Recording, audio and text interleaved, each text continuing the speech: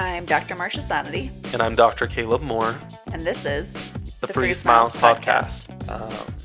We onboarded a new hygienist this week, which has been wonderful. Yeah.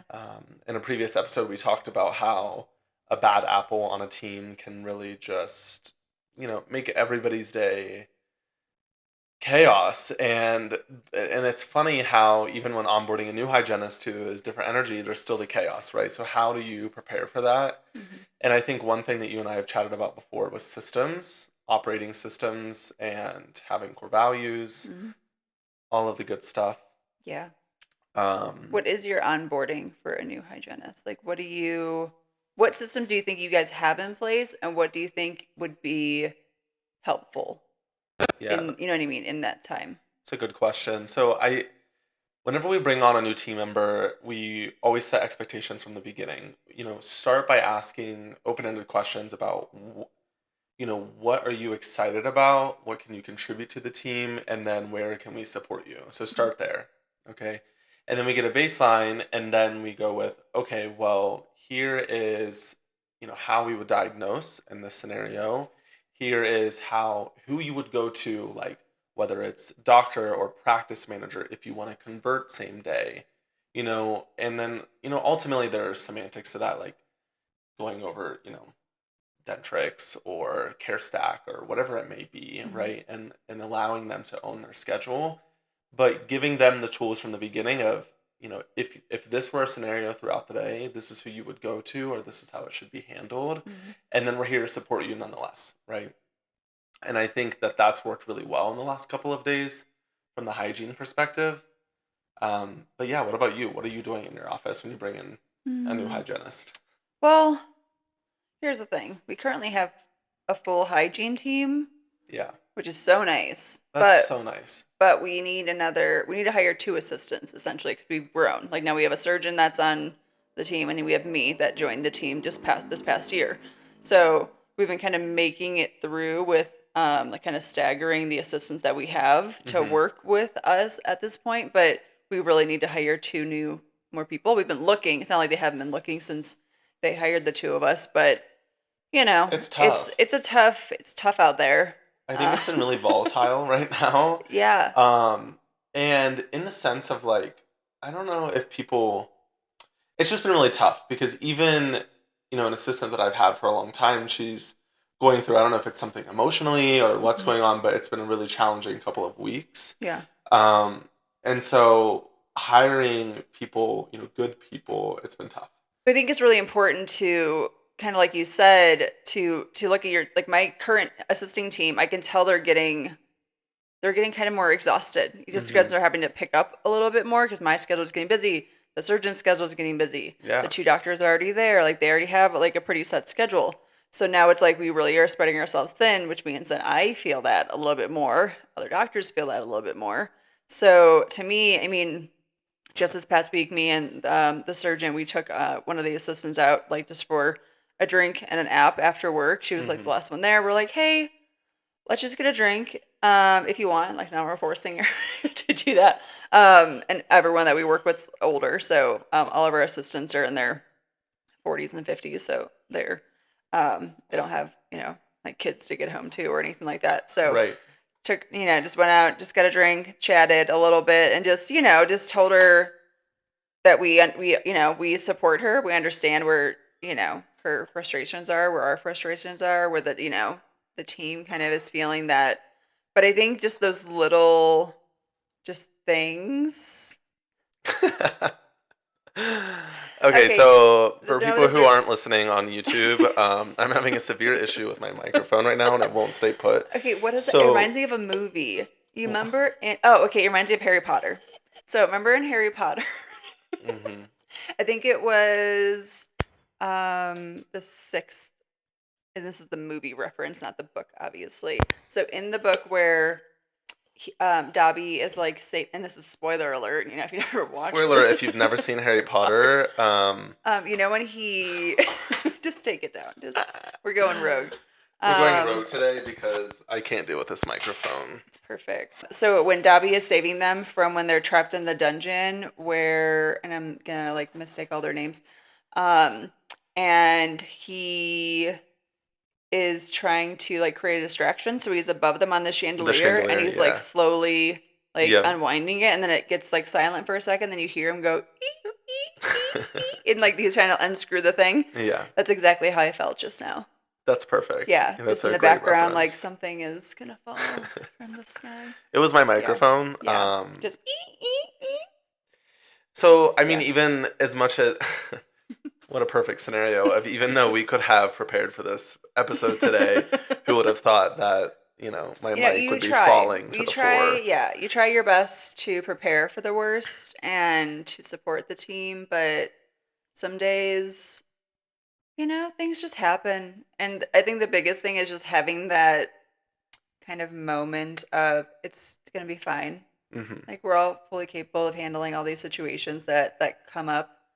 I think making it not more stressful on your team in these Yeah. moments when you are trying to onboard people or you are trying to hire people, it's exhausting on everyone. It's exhausting on the doctors too. I feel like we kind of feel it sometimes more so because we're having to kind of deal with everyone's emotions. Like a lot of times they'll come to Hmm. us with how they're feeling about things or how they need help with something, and we're kind of that first line of um, kind of help. Like, okay, today I did my crown seat by myself, or most of it, not the whole thing, because one of our assistants needed to do something, and then something ended up happening, so I had to do this crown seat by myself, which wasn't a big deal. It just happened to be on the patient that literally can't lay back, and she has to sit at like a 45-degree acute angle. So it just always a pleasure. I think one of the last times that we had spoken, No, it you was the had day I just prepped the the day tooth. you prepped that crown, Yeah, so I was and seating the yeah, crown today, okay. solo, Well, there you go. standing on my head. And she didn't, and she's, elderly, obviously. And what made me laugh even more was not only had I worked on her for like 3 hours, Hmm. for her initial appointment, seen her for her hygiene visit, I did her whole crown seat. And then my assistant, was just doing the final rinsing and like getting her like, off the chair and getting her out the door. And she goes, "Oh, can I have a magazine as I wait for the doctor?" And then I was in the next room just like laughing to myself because, you know, the doctor was in already. She was already in the room. She had been there and gone. Your crown is now seated, ma'am. I hope you have a lovely day. That's so Yeah. funny. So, but I was just like, huh. Well, just. You just have to laugh, Yeah, I right? had to laugh. There's a lot of those funny moments I think that happen. Yeah, and I think Yeah. whether it's a stressful, appointment, or, even if our team members get busy or their, personal things come up and we have to work by ourselves or really figure things out through the day. Those types of things you can't really plan for. Those are more just what are your core values, how are you going to figure it out in the moment? Mhm. And if everyone on the team is okay with stepping it up here or there or filling in if they can, then it makes the day go well. Yeah. I think one of my frustrations this week in the office, and it's something that it's not like I just want to come on here today and be like, I'm so frustrated with the way my team is behaving this week, I'm not going to do that because I love my team and they work really hard every day. And the reality of it is even though I'm frustrated today, we're setting up a meeting next week to go over how this week went. Mhm. And so we can all make sure that we're, following the systems that we need to have in place so that way these things aren't happening. Mhm. Like today, for example, I show up to the office and we do huddle every morning, and everyone on the team always prepares for huddle and everyone is on it. Like, I never have to worry about what my day is going to be like. But today, for some reason, was one of those days that it was just not the case. And I looked in the afternoon and I was like, why is so and so scheduled for 30 minutes? And I don't know if there was miscommunication from my assisting team to the front desk or what had happened, but essentially this patient needed all of her engagers taken off, and she had a lot of engagers on her teeth. Like, this was a very comprehensive case. I've been working on it for about a year and a half, almost 2 years now. Mhm. And it was scheduled for 30 minutes in the middle of my day to remove all of these engagers. And I was like, this is just not going to work. And so, the fallout of that is not only me being frustrated that I don't have the time to give her. It's my team is now overwhelmed Mhm. because of how the schedule is set up. When in reality, they were the ones who scheduled the appointment and prepared for the day, and then now, are upset about how the day is going. But I think it's important that they are empowered and know that you were in control of the way this was scheduled, you know? Well, yeah, I mean, there's checks and balances, and we really do try to touch on this on most. We have a meeting every week, um, at my office, so we really and each it's we do a hygiene meeting every week. We do a and then the next week it's assisting, and Yep. then the next week it's the front office, and then the next week it's everyone. So it's every week we meet with someone as doctors were there every single time, but each team uh, group or whatever gets to meet and talk about their Right. individual things, and you come together to kind of talk, about kind of big picture things after that. And I think we try to work on that stuff every single time. Like, hey, how do we make this more efficient? Not even like efficient because we want to do more in the day. Just we Mhm. don't want to waste our energy Right. doing something twice or having to redo something, like as far as like moving a patient then in the schedule, or how does this patient experience become better when we are all doing these different checks and balances as part of that process. So if we're miscommunicating something in the back as far as what I'm putting on the treatment plan, how is that being transferred from the hygienist or to the assistant to the front? Because there's four different kind of check marks where that patient experience needs to pass to Mhm. make that go properly. And it really is like the last defense, the last line of defense Right. in your office really usually is the front office, and really empowering them to question when things don't seem right, to be like, hey, I know usually you do this kind of appointment in this amount of time, but this time you're Mhm. asking for this. Like, they're always like, as they're learning how I do things, being like, hey, do you want this amount of time or is this good? Usually you're done a little bit earlier for this recently. Do you Yeah. want us to shorten, little things of just always trying to adjust. I think that's just being adaptable in a way Mhm. too, like being able to kind of roll with things because it's humans and it's medicine. Yeah. Nothing's ever going to be the same twice. Yeah. Yeah. And along with that, and when I talked about them owning the schedule, it would have been easy for me to just feel frustrated with one person Mhm. and, to storm up front and be like, Rachel, why did you schedule this patient for 30 minutes? Like, you just ruined my day, right? And the reality is that I could tell that she could feel, I could sense that she was, just a little bit down most of the day. And I think it was just a hard day in general. But, at the end of the day, when I was leaving work, I stopped at the front desk and just asked her how her day went. And she's like, oh, it was a little tough. And I said, I want you to know that I'm not upset with you personally with how things were scheduled today. This is not, I don't want you to take this home with you. This is not a you issue. This was a team issue. Mhm. Because after, leaving that appointment and then I'm running behind for my next appointment, I went into the office with my practice manager and I was like, can you look into this? What happened here? Mhm. Because, like you said, there are many checks and balances throughout even a simple appointment like ClearCorrect. Not every one of them is going to be 20 minutes, deliver the trays, you're in, you're out. Mhm. We'll see you in 6 or 8 weeks. Yeah. So, I think it's important to not pick on any team member or blame any team member. I think it's also important, yes, if it is one person's fault, and to check in on them and ask them how they could be supported and make sure they are, following the systems. Mhm. But I never want to single anyone out, and it's easy to get emotional about that.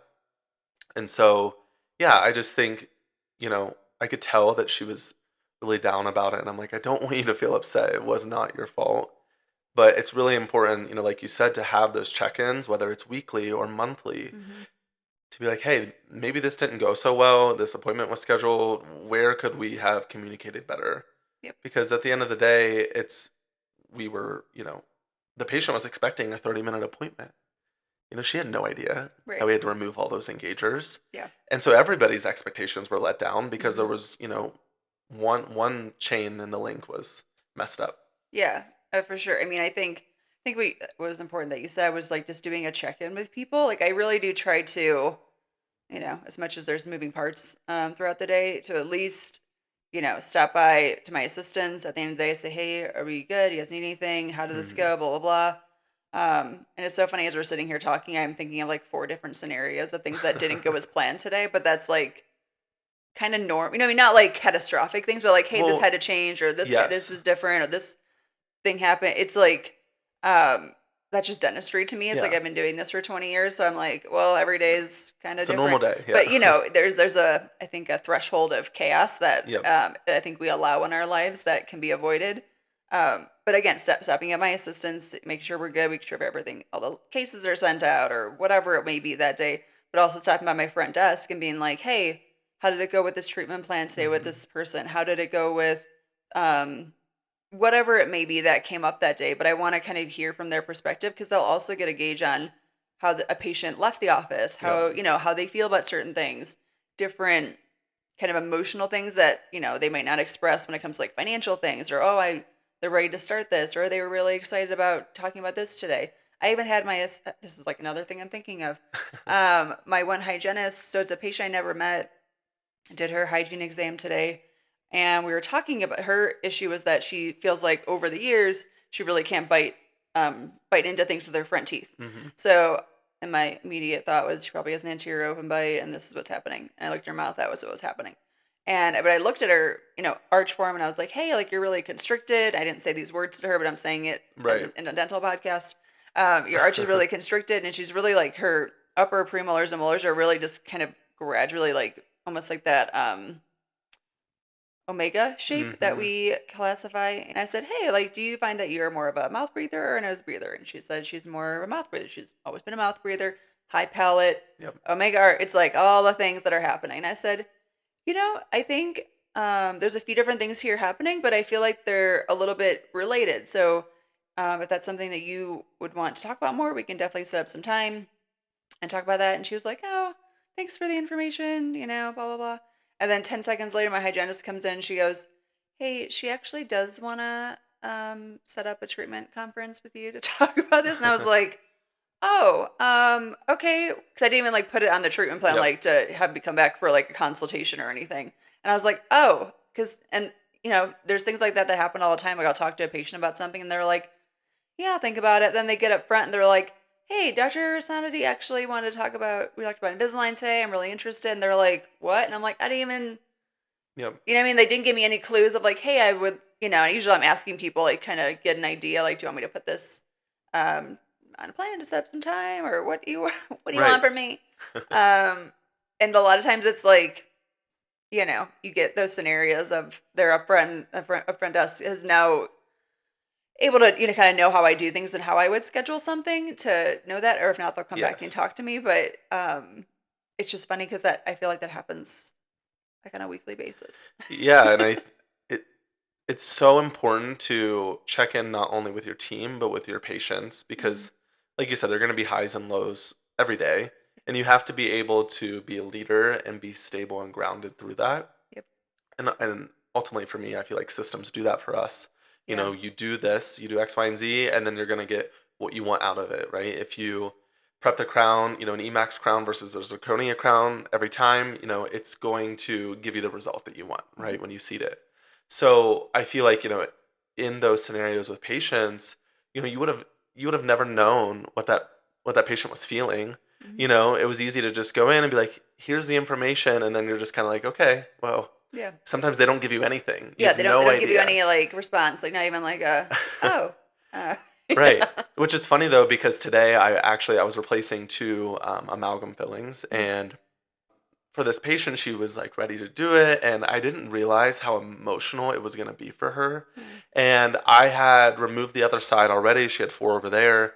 I was finishing the last two on this side, and I don't know why I'm gonna get emotional, but like she started crying almost, and was just like almost in tears and smiling, and she was just very vocal about how happy she was. But that's Yeah. not gonna be every patient, you Right. know. So like you said, if they're not giving you that emotion, in the operatory, it's nice to check in with your Mhm. team up front to be like, how did things go? Yeah. Because a lot of the times if I'm treatment planning something or talking with a patient, even about a consult that they should go do, whether that's ortho or, sleep apnea, etc. Yep. We have to check in with our team to see how that went up front, because at the end of the day, they're seeing them on their way out, Yep. and they're the ones who really get that full picture. A lot of times if they're, if we're going over the things the proper way, we're asking them the right questions, they're getting the right responses, then usually that interaction's pretty simple. Mm-hmm. There's not a lot of questions, but then some people, you do feel like you're, explaining things, like you kind of go through your whole repertoire of this is X, Y, and Z, this is how we do this, blah, blah, blah. And then you hand them off to like your assistant or to your treatment coordinator, and they're like, so what am I? So what Right. am I doing? I had this with a patient who I'm doing. It's a pretty complex case, so I get, and she's a little, in White Lotus, the mom that Season 3. yeah, season three. Yeah. She's a little, she's kind of Yeah. like that, Yep. but in the best way. So I can tell she's always like a little like, I don't know. I like dinner parties. She really says that to me all the time. So, which is why when we were extracting her front tooth, we had to be very specific of how we were doing this and Right. what the outcome would be. So I just think about her like whenever it comes to like treatment planning things, especially like a complex case where it's extraction, implant. We're doing Mm-hmm. Invisalign on her as well, and she's just like all on board to everything we're saying. She's like, "Yes, I'm so excited. Yes, yes, Yeah. yes." And I walk out, and she's like, "So what are we doing?" And I'm like, "Where's your head Right. at? What do I need to say to make this bite size to like distill it and not say too much?" Then you're like confused. Yep. Yeah. But I think what's important there is that, it's not so much, it's how the patient felt, Mhm. right? It's how she felt when she left the office. She probably had no idea about half of the terms that you were saying, or, Mhm. and maybe she did, or maybe And she she was didn't. stoked about the But treatment. she didn't even care, But Yeah. what she cared about is how you made her feel Mhm. safe, comforted, taken care of. She's just like, okay, what's the next steps? Mhm. So I think, for me, it's having my team members feel the same way, and even myself, I want to feel that. Mhm. Everybody wants to feel that throughout the day, because if if things are chaotic, or, and we have to be able to adapt, I need to know that, if I'm your patient, that, Dr. Sonody has my back, or, if it's me, that my assistant has my back throughout the day, Yeah, 100%. because, we all are just trying to make it through the day, and I think some days are a little bit harder than others. They sure are. And Yeah, for today sure. was tough. It was so tough for me, but I think what you said earlier was, after so many years in this field, even on those tough days, you think, okay, how could I have been better, or what could we have done better as a team Mhm. to make this day go smoother, or to make somebody's day, make them feel better? Yeah. Because I, even walking out of the office today, talking with Rachel at the front, I'm like, hey, I just want you to know that everything's okay. Yeah. Like, I'm not upset. I don't want you to feel down. And whether she did or didn't, but, I know she appreciated that, and everyone should feel good leaving the office. Yeah, no, I agree. And I feel like I used to get, you get that from really good mentors throughout your life. I mean, you should. I used to get that from a lot of the doctors I worked with as a hygienist.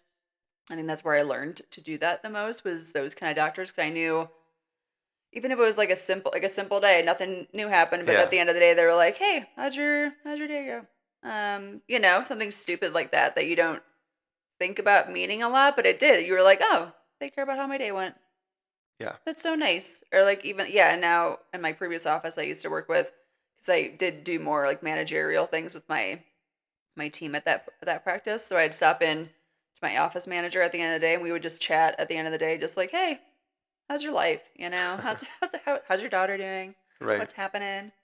And I think that's really important just to like also just bring down the whole like dental talk and just kind of be like, hey, how's life? Yeah. Yeah. Because we're all humans, and as much as you know, it's easy to be like, hey, we have to follow all these systems that work all day long, and, this is what we're here to do. At the end of the day, everyone wants to feel like, you know, that we're all a part of a team, and that we all Yeah. care about one another. Mhm. And there are going to be weeks where you're onboarding a new hire, or maybe your assistant is going through something and isn't checking the lab cases in properly, but as long as we're all, as long as we're all operating under the same core values, following the systems, and checking in, caring about one another, then, your week is going to go well. I agree. Yeah. Well, I hope you have a better day tomorrow. Thank you. Every day's a new day. Yes, and we will see you guys next week. Sounds great. Thank you so much for listening. If you enjoyed this episode, please share it with a friend. Don't forget to leave us a comment, rate us, and subscribe so you never miss an episode. We appreciate your support and look forward to bringing you more great content.